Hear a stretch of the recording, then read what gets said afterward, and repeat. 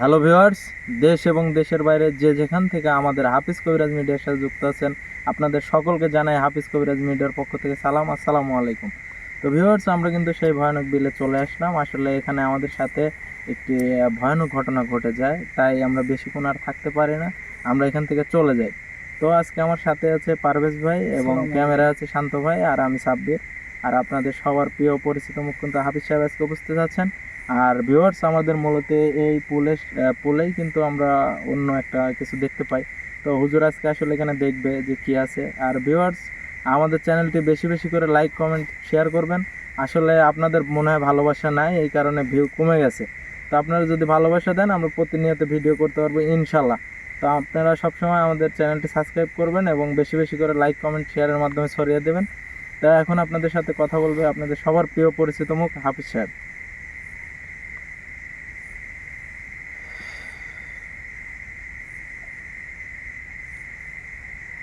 أعوذ بالله من الشيطان الرجيم بسم الله الرحمن الرحيم نحمده ونصلي على رسوله الكريم أما بعد দেশ এবং দেশের বাইরে যে যেখান থেকে আজকে আমাদের এই ভিডিওর সাথে যুক্ত আছে তাদের সকলের প্রতি জানাই আন্তরিক সালাম। আসসালামু আলাইকুম ওয়া রাহমাতুল্লাহি ওয়া বারাকাতুহু। আশা করি সবাই ভালো আছেন। আলহামদুলিল্লাহ, আল্লাহর কাছে লাখ লাখ শুকরিয়া, আমরা ভালো আছি। ভালো থাকাটা খুব বেশি একটা ভালো থাকা নাই, কারণ অনেক টেনশনে আছি। জানি না আল্লাহ তাআলা কি নসিবে লেখছে এবং কি ঘটবে এবং কি ঘটতে যাচ্ছে, কোনো কিছুই কিন্তু জানি না। তারপরে একটা কথা আছে, আশার দুয়ারে বান্দা খাটে, সবই আল্লাহ তাআলার ইচ্ছা। আল্লাহ যেটা করে সেটাই মঙ্গলের জন্য করে। শুধু আপনাদের কাছ থেকে দোয়া চাওয়ার জন্য একটা কথা বলতেছি, আবার ভাইবেন না যে চিটারি বাটপারি করতেছি বা আপনাদের থেকে কোনো কিছু এরকমভাবে মানে চাচ্ছি, এটা কোনো সময় ভাইবেন না। নিতান্ত যদি আমাকে বিশ্বাস হয় সেক্ষেত্রে এটা আমার সাথে যদি পারেন যোগাযোগ করার চেষ্টা করবেন। এটা হচ্ছে, আমি এর আগে একটা চ্যানেল খুলছিলাম, সেই চ্যানেলে কাজ করছিল আমার নিয়ারেস্ট কিছু ছোট ভাই। তো মূলত আপনারা হয়তো বা সেই চ্যানেলটা দেখছেন নাকি জানি না, যারা দেখছেন তারা হয়তো বা সবাই জানেন, কিন্তু চ্যানেলের নামটা আমি বলবো না। সেই চ্যানেলে কাজ করতাম আমি, রাসেল, মিরাজুল এবং হালিম, এদেরকে নিয়ে আমি একটা টিম গঠন করছিলাম। তো মূলত সাব্বিরকে পাওয়ার পরে এবং সাব্বিরের টিমে পাওয়ার পরে কিন্তু আমি সেই চ্যানেলটা বন্ধ করে দেই, প্লাস সেই টিমটাও আমার নষ্ট হয়ে যায়। আসলে তো জানেন যে এত মানে এত টিমের সদস্য নিয়ে চলা খুব কঠিন হয়ে যায়, যে কারণে তাদেরকে আমি বাদ দিতে বাধ্য হই। তো মূলত এই কারণে বলতেছি আপনাদের কথা, এই কথাটা এই কারণে বলতেছি যে রাসেল আমার বেশ কয়েকটা আসনে সে বসছিল, তার উপরে তাকে আমি অনেক ভালোবাসি। আর সেই রাসেলকে, সেটা আপনাদের বলতেছি, সেই রাসেল হচ্ছে আপনার সাব্বিরের বড় ভাই, সেই রাসেল, ঠিক আছে, সাব্বিরের বড় ভাই। সর্বোচ্চ হৃদয় বিদারক ঘটনা, আমি গতকালকে রাজশাহী মেডিকেলে গেছিলাম। আমি বাড়িতে থাকতে পারি নাই এই একটা কারণে, যে তার যে সমস্যাগুলো, কিছুক্ষণ আগেও আমাকে ফোন দিছে যে হাফিজ ভাই একটু দোয়া করবেন আমার জন্য, আমার ছেলে মেয়ের জন্য। আমি খুব করুণ অবস্থায় আছি। আসলে আপনারা জানেন কিনা সেটা জানি না, আমরা যে চ্যানেলে এই কাজগুলো করতেছি, আসলে আমাদের সবার আর্থিক অবস্থা কিন্তু খুব হাইফাই তা না। আপনাদের দোয়ায় আল্লাহর রহমতে চলে যায়, ঠিক আছে, কোনো সময় এভাবে ঠেকে থাকে না। ওটা যে লাইটটা ধরো, আমি কিছু কথা বলি। তো বিষয় হচ্ছে এরকম ঠেকে থাকে না, যদিও কষ্ট হয়, কিন্তু আলহামদুলিল্লাহ সব কিছু আল্লাহ তাআলার ইচ্ছা। রাসেল আমাকে ফোন দিয়ে কাঁদতেছে আর বলতেছে যে ভাই, আপনি খাস করে আপনি এবং আপনার ভালোবাসার মানুষ এবং আপনারা যারা সবাই আছেন খাস করে একটু আমার ছেলে এবং মেয়েটার জন্য দোয়া করবেন। এত হৃদয় বিদারক ঘটনা আমি আর মনে হয় আমি মানে রাজশাহী মেডিকেলে যাওয়ার পরে আমি আর সহ্য করতে পারি নাই। আমাকে কিছু ভাই ফোন দিছিল, আমি তাদের বলছিলাম যে আমি রাজশাহী মেডিকেলে আছি। তো আমি চেষ্টা করব সেই আপনাদের দোয়া এবং আল্লাহর রহমতে যদি সেই বাচ্চা দুটো যদি সুস্থ হয়ে বাড়িতে আসতে পারে, আমি তাদের ভিডিও আপনাদের কাছে তুলে ধরবো যে আসলে কি পরিমাণে আল্লাহ তাআলা তাদের পরীক্ষা নিচ্ছে এবং কতটা মুসিবতের মধ্যে রাখছে। আচ্ছা, কি ঘটনাটা হয়েছে সেটা বলি। রাসেলের ওয়াইফ ছিল প্রেগনেন্ট, তারপরে আপনার মোটামুটি 8 মাসে অন্তঃসন্তা অবস্থায় তার ডেলিভারি হয়ে যায়। আল্লাহর এমনই একটা নিয়ামত,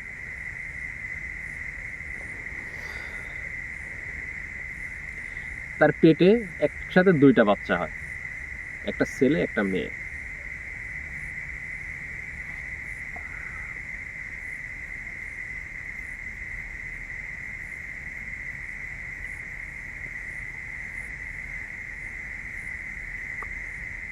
আসলে যে বিপদে থাকে সেইটাই জানে যে কি অবস্থার মধ্যে দিন যায়।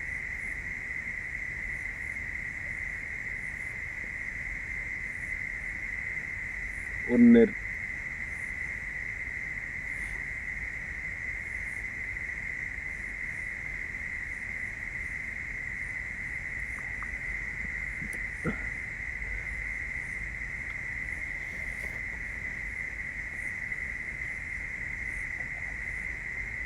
সবাই একটু ক্ষমা করবেন আমার।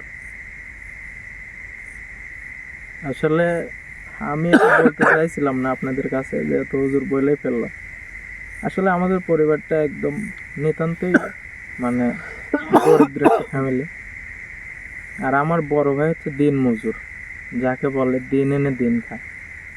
সে যদি কাজ না করে তার কুলার চাল থাকে না, এরকম পরিবেশ আর কি। আসলে নিজের কষ্টের কথা আমি বলতে চাইছিলাম না। তারপরে এই পরিবেশে হুজুরকে আমি নিয়ে গেছিলাম ওখানে। আমার একটা ভাইস্তা আর একটা ভাস্তি, দুইজনে আইসিইউর মধ্যে আছে। তো আপনারা সবাই দোয়া করবেন তারা যেন সুস্থ হয়ে ফিরে আসতে পারে। আসলে দোয়া চাওয়া ছাড়া আর কিছুই নেই। আসলে ওর পরিবেশ দেখে মানে আমি আর আসতে পারি নাই। মানে হুজুর, আসলে নিজের কষ্টের কথা বলতে হয় না। সবাই ভাবেন যে হয়তো আমরা ভালো সচ্ছল ফ্যামিলির লোক, আসলে সচ্ছল ফ্যামিলি না। আমাদের ফ্যামিলিটা একদম নিতান্তই গরিব মানুষ আমরা। তো আমার ভাইয়ের জন্য দোয়া করবেন, আমাদের পরিবার যেন ধৈর্য ধরতে পারে সে দোয়া করবেন। আর মানে কি বলবো, আসলে বলার আমার ভাষা নেই। মূলত আপনাদের কাছ থেকে ক্ষমা চাচ্ছি। কথাগুলো বলার মাধ্যমে মানে আমার আবেগটা আমি ধরে রাখতে পারি নাই। সবাইকে মানে আন্তরিকভাবে আমি দুঃখিত প্রকাশ করতেছি সবার কাছে। তো মূলত আমি রাজশাহী মেডিকেলে গেছিলাম, যাওয়ার পরে আমি যে দৃশ্যটা দেখছি, ছেলেটার ডায়াবেটিক্স, জানি না আল্লাহ তাআলা কি খেলা তাদের মধ্যে রাখছে। ছেলেটার ডায়াবেটিক্স এবং মেয়েটার জন্ডিস। তারপর আপনার সমস্যা হচ্ছে কি, মানে পূর্ণ বয়স্ক না, 8 মাসে অন্তঃসত্ত্বা অবস্থায় ডেলিভারি হয়। তো এতটা কষ্ট লাগছে আমার রাজশাহী মেডিকেলে যাওয়ার পরে। আমি খালি চিন্তা ভাবনা করছিলাম যে আল্লাহ তাআলা, মানুষের যে কত রকম সমস্যা আছে পৃথিবীর বুকে, সেখানে না গেলে আসলে বোঝার খুব কঠিন। তো যাই হোক, সবাই ক্ষমা করবেন, অনেকটা সময় নিলাম আপনাদের কাছ থেকে। আমি আমার টিমের সদস্য যারা কাজ করে আমি তাদের প্রচণ্ড ভালোবাসি। আমি মনে করি তারা আমার এক পরিবারের সদস্য, হোক সে পুরাতন হোক সে নতুন। তার কিন্তু একটা গঠনতন্ত্র বলে একটা কথা আছে, তারা কিন্তু আমার গঠনতন্ত্রে সর্বপ্রথম ভূমিকা পালন করছিল। আমাকে সাহস যোগাইছে অনেক, যে হাফিজ ভাই আপনাকে সবাই চায়, আপনি ফেরত আসেন। তারা কিন্তু আমাকে অনেক সাহস দিয়ে এই লাইনে আবার নিয়ে আসছিল। তো যাই হোক, সবার কাছ থেকে আমি জোরহাত করে অনুরোধ করতেছি আপনারা সবাই দোয়া করবেন।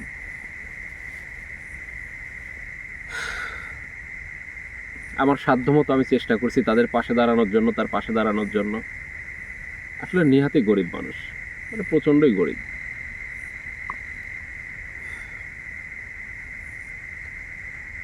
দিন মজুর যাকে বলে। তো যাই হোক, আমার সাধ্যমতো আমি চেষ্টা করছিলাম। আমি রাজশাহী মেডিকেলে গেছিলাম, যাওয়ার পরে আমার যতটুকু সাধ্যের মধ্যে আমি যতটুকু পারছি তার পাশে দাঁড়ানোর চেষ্টা করছি। আর একটা কথা বলি, যদি কোনো সহৃদয়বান ব্যক্তি যদি এরকম পাশে দাঁড়াইতে পারেন, ভাই বিপদ মানুষের বলে কয়ে আসে না। আপনি একজনের বিপদে দাঁড়ালেন, আল্লাহ তাআলা আপনার যে কোনো একটা বিপদ মাফ করে দিতে পারে। বালা মুসিবত বলে কয়ে আসে না ভাই, আল্লাহর রাস্তায় সদকা দান করলে বালা মুসিবত দূর হয়ে যায়।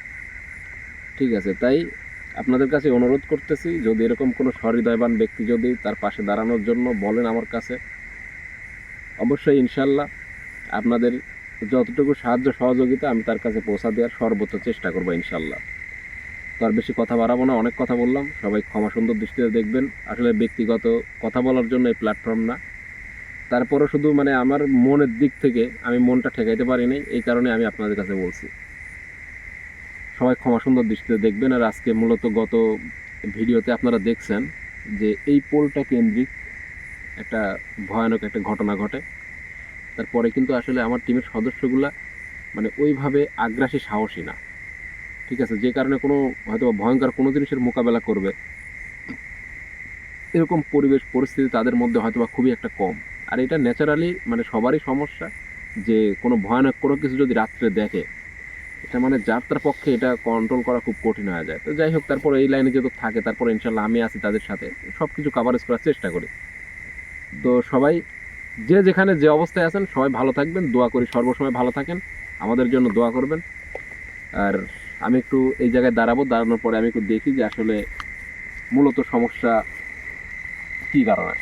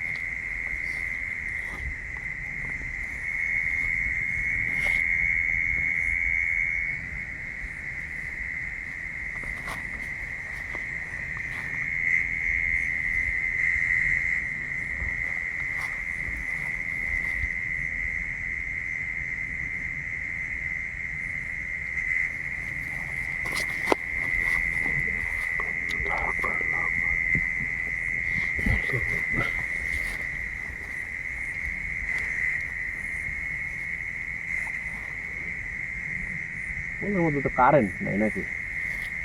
ভাই কারেন্ট তো নাই। পোলে মনে হয়েছিল যে কিছু আছে একটা ভিতরে, কিছু একটা আছে। শব্দ হচ্ছে। এই দুইটা কি দেখা যায়? এই দুইটা কি দেখা যায়? রাখ না, প্যারা কি তো মনে হচ্ছে। একটু ক্যামেরা ক্লোজ করেন না। থাক থাক থাক থাক থাক, হাত দিও না, হাত দিও না, হাত দিও না, থাক। আসো।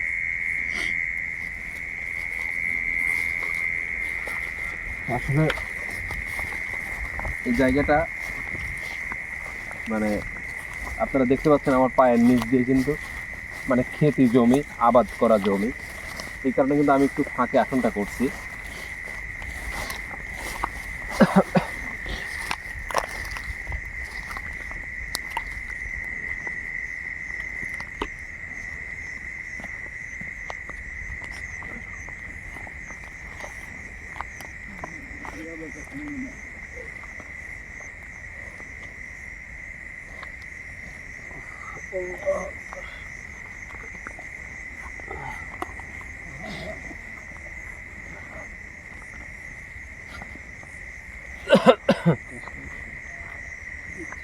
মোমবাতিগুলো জ্বালায় দাও। আপনি ক্যামেরাটা এই সাইড থেকে ধরবেন, ক্যামেরাটা স্ক্যান করবেন, গ্যাস লাইট দিয়ে মোমবাতিগুলো সুন্দর করে জ্বালায়।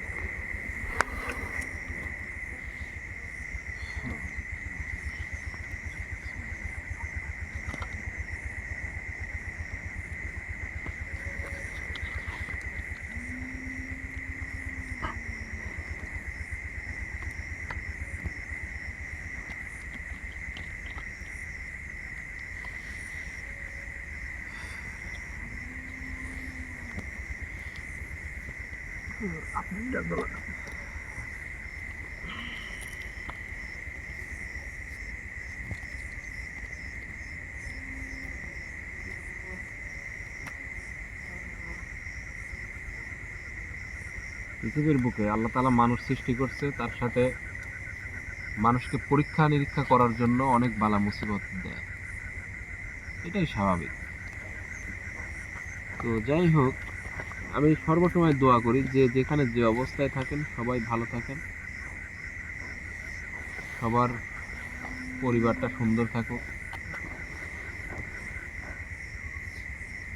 এই দোয়া সর্বসময় করি।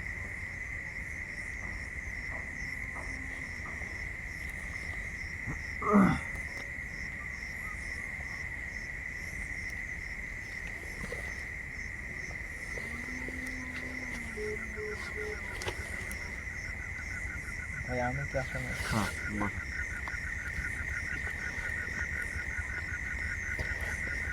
আল্লাহু আকবার।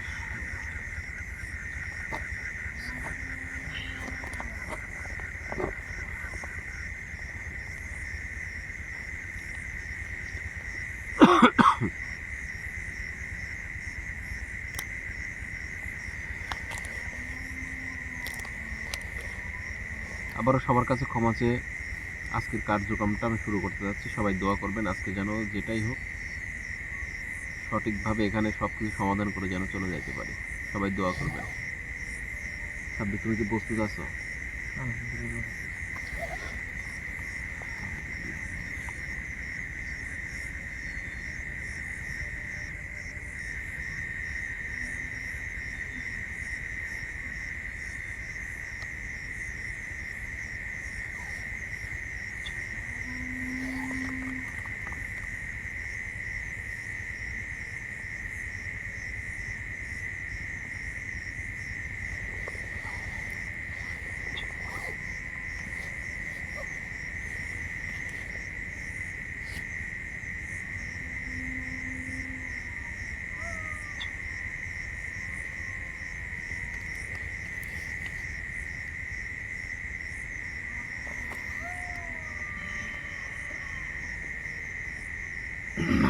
আল্লাহু আকবার।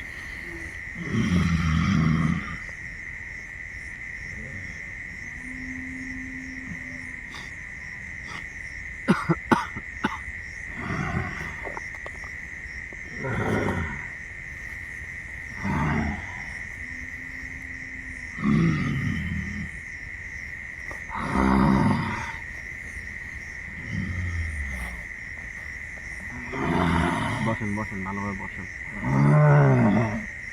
আদব কায়দা যদি কোনো কিছু জানা থাকে তাহলে আমার সাথে একটু আদবের সহিত কথাবার্তা বলবেন, ঠিক আছে? যদি আদব কায়দা জানা থাকে আপনার আদব গ্রহণ করে আপনি সুন্দর করে একটা সালাম দিতে পারেন আমারে। তুই কে? তুই আমাকে ডাকছিস কেন এখানে? হ্যাঁ?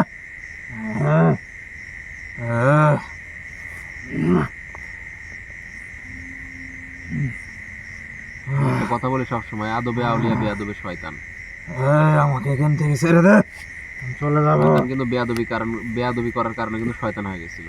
ও কিন্তু ফেরেশতা ছিল সর্বপ্রথম, যেহেতু দেখতেছি শয়তানের মতো। আসলে সব একটা আদব আছে।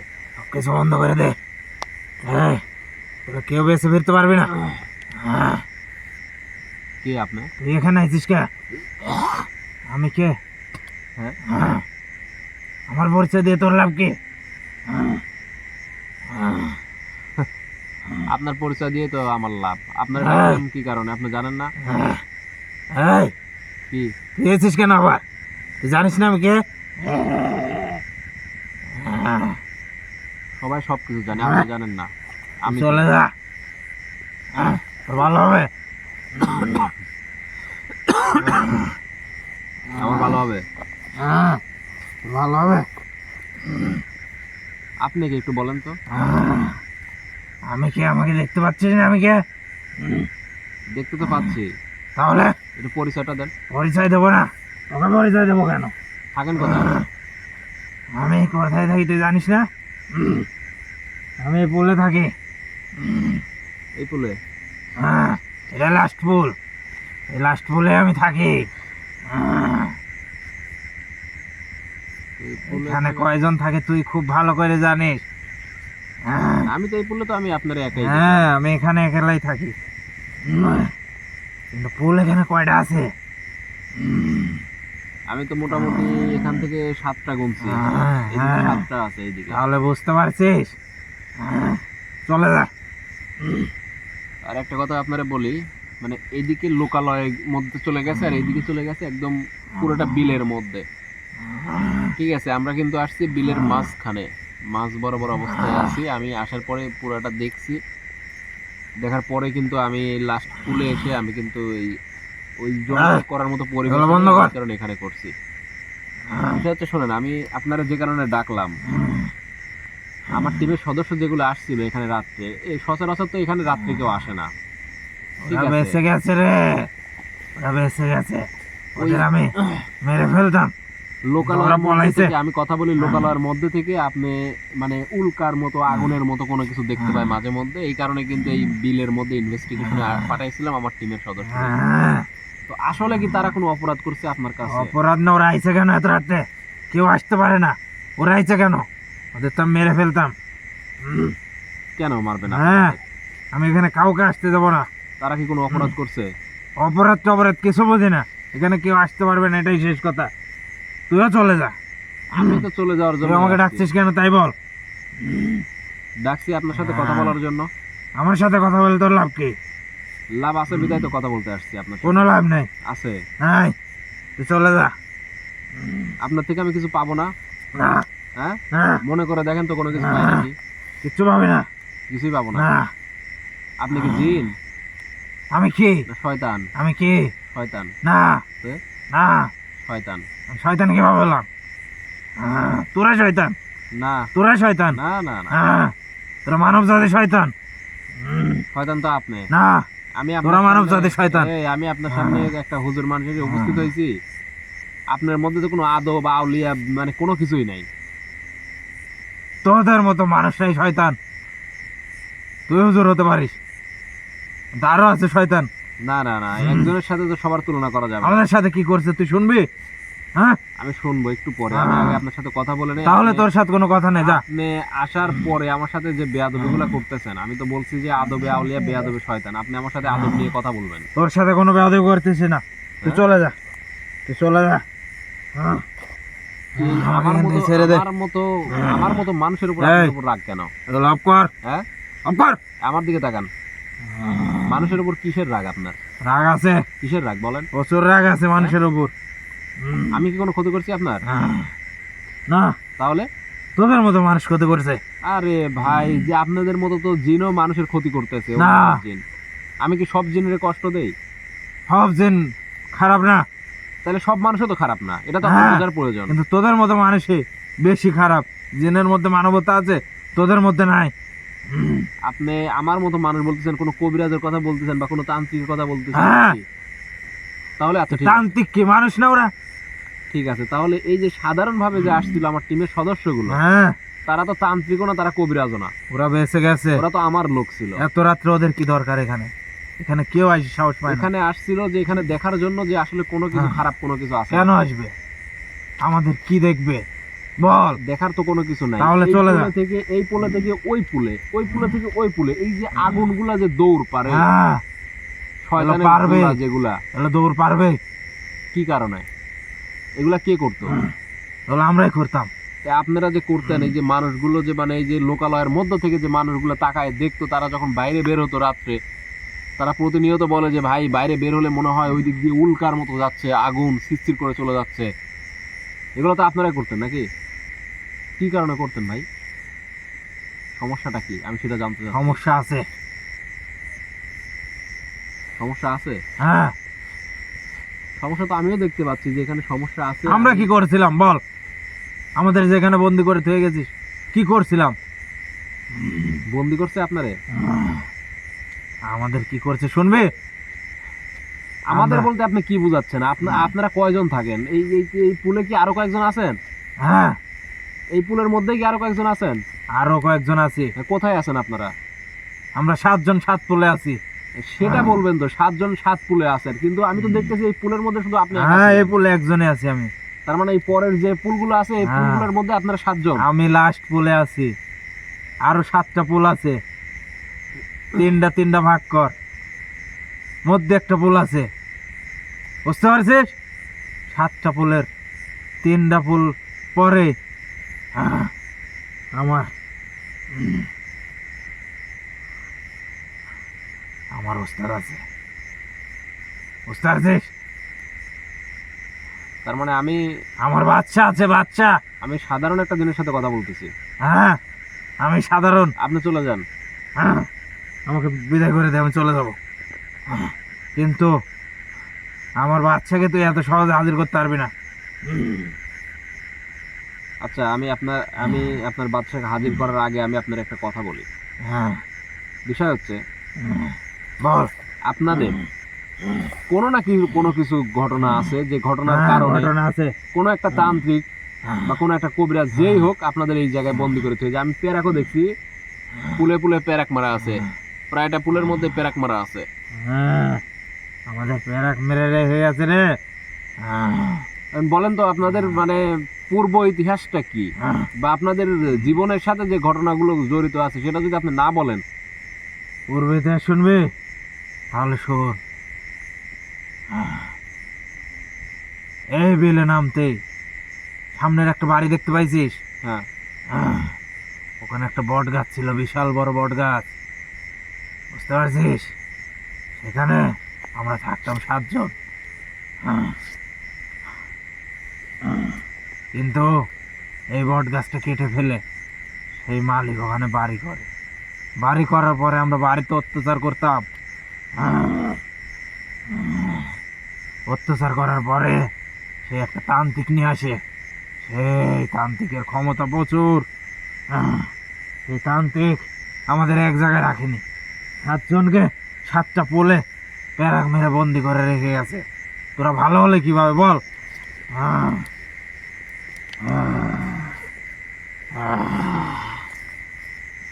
আশ্চর্য কথা। তুই চলে যা, তোর ভালো হবে।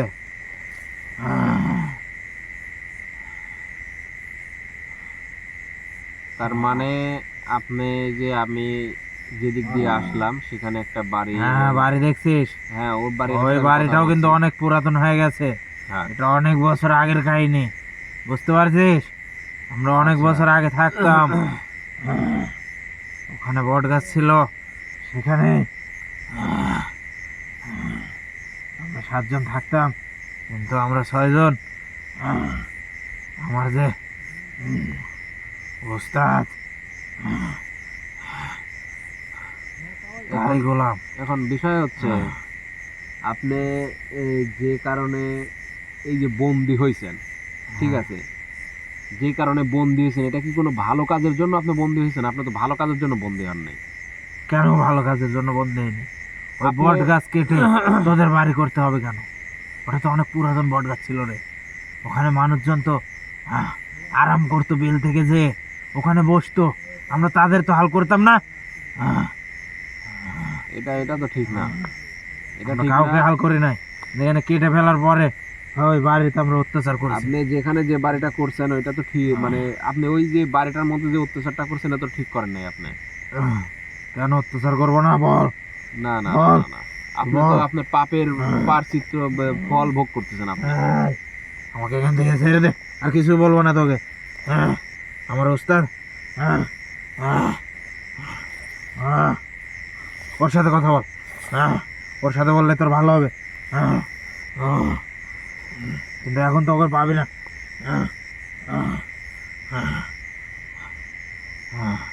চলে যা, তোর ভালো হবে বলছি, চলে যা। তাহলে শোনেন, আমি আপনার একটা কথা বলি। বিষয় হচ্ছে আমার সর্দার কি ভয়ঙ্কর রে, তুই ওকে হাজির করার পরে বুঝতে পারবি। তোর এখান থেকে প্রাণও চলে যেতে পারে। 3 পুল পরে না, হ্যাঁ, এখান থেকে 3 পুল পরে গোল পরে আমার সর্দার থাকে। 7 পুলের মাঝখানে যে পুলটা আছে, হ্যাঁ, ঠিক আছে, বল। সেই পুলটাতে আপনার সর্দার আছে। হ্যাঁ, আচ্ছা, মাঝখানের বলে। তো বিষয় হচ্ছে আপনাদের যে কাজটার জন্য যে কারণে আপনাদের বন্দি করে রাখছে, আসলে তো আপনারা কাজটা ভালো করেন নাই। ভালো করি নেই, ঠিক আছে, কিন্তু আমরা তো ওখানে থাকতাম, বুঝিস নাই তুই? কেন ওখানে বাড়ি করা লাগবে? অন্য জায়গা ছিল না ওর? জিনিসগুলো খুব খারাপ। আর ভালো কিছু বোঝে না। আমাকে এখানে মুক্তি করে দে, আমি চলে যাব। মুক্ত করে দেবো। হ্যাঁ, আপনি তো এই পুলে ছাড়া তো কোথাও যাইতে পারবেন না। না, পুল থেকে মুক্তি করে দে তুই। দেখ, পুল আমি থেকে তোর কিছুই মুক্ত- করবো না। পুল থেকে মুক্ত করে দিলে আপনার এইভাবে আমি ডাকতাম। আপনার যে পাপটা করছেন, পাপের প্রায়শ্চিত্ত করার জন্য হয়তো বা কোনো তান্ত্রিক এই কাজটা করে রাখছে। তান্ত্রিকরে আমি শেষ করে দেব। ও তো পারবেন না মুক্তি আপনি করে দে, করতে। মুক্তি করে দে, মুক্তি তো আপনার করবো না। দে একবার মুক্তি কারণ করে দে। আপনার যদি মুক্তি করে দে। মুক্তি হওয়ার যদি কোনো ইচ্ছা থাকতো তাহলে আপনি সুন্দরভাবে আমার সাথে কথা বলতেন যে আমাদের সাথে যে ঘটনাগুলো ঘটছে সেই ঘটনার কারণে আমি অনুতপ্ত। আমি তো ভাবছি তুইও খারাপ। এই কারণে তো বললাম যে জিন যেরকম সবাই খারাপ না, এই, মানুষ আবার? তেমন সবাই খারাপ না। তুই বেঁচে গেছিস। আমার সাথে কথা বলেন। ওকে, আর মোটকা দিতে হবে।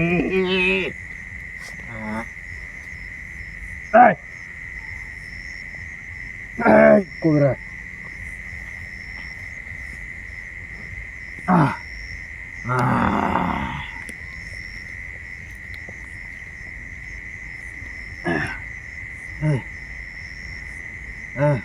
তুই আমাকে এখানে ছেড়ে দে।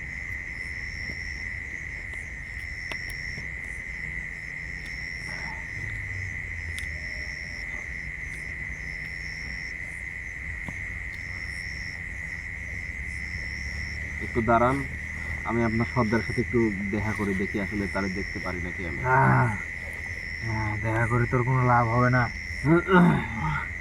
আমি তো কেমন, ওর অনেক ক্ষমতা রে।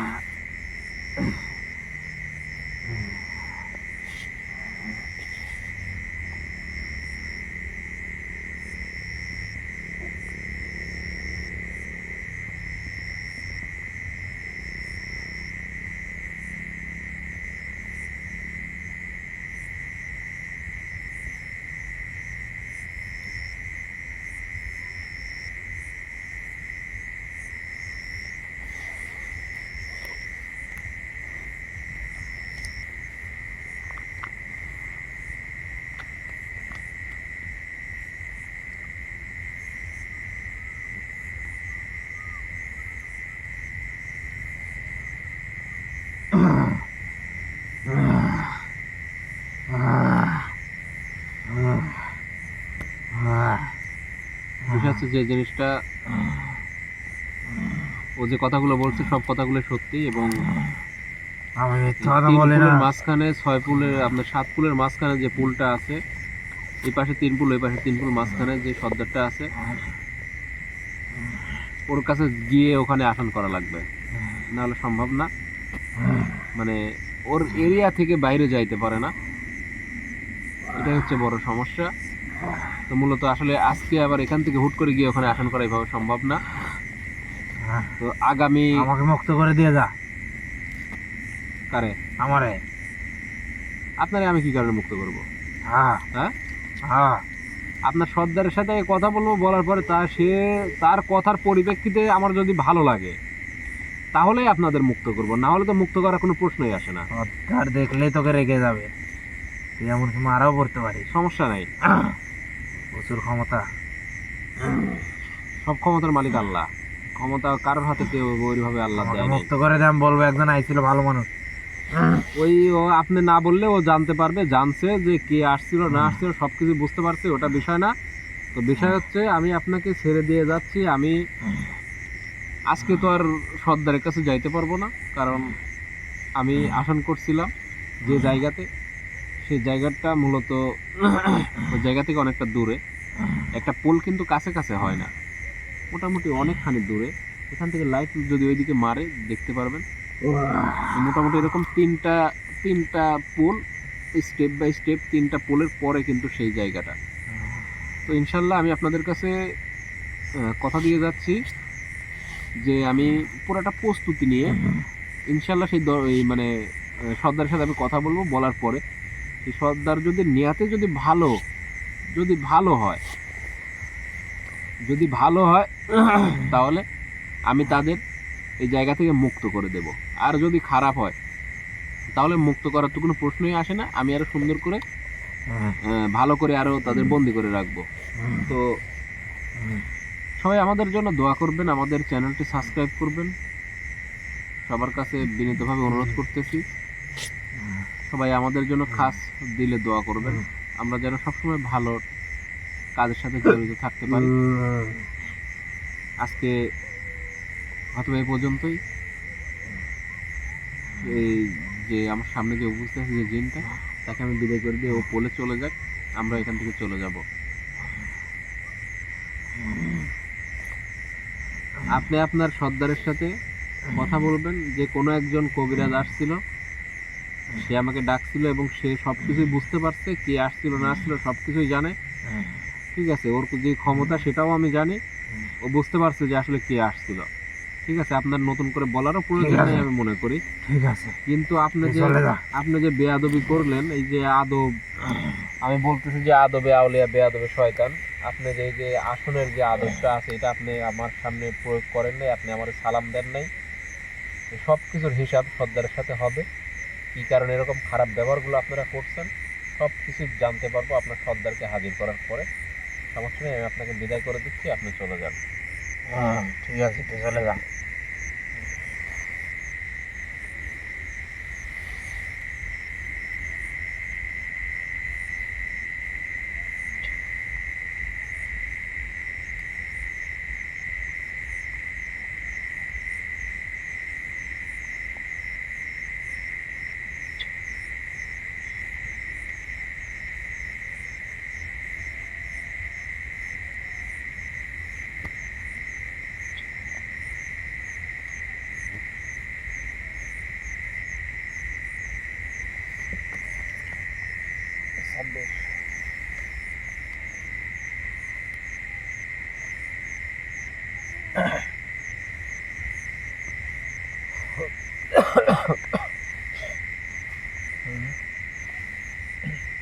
সবাই দোয়া করবেন, আর আমি দেখি এর পরবর্তীতে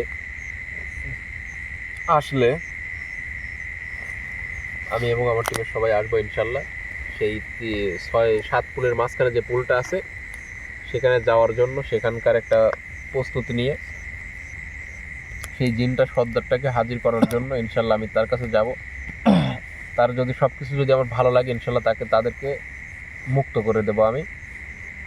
আর মূলত আপনারা হয়তো বা জানেন না যে কি কারণে এইগুলা করছে।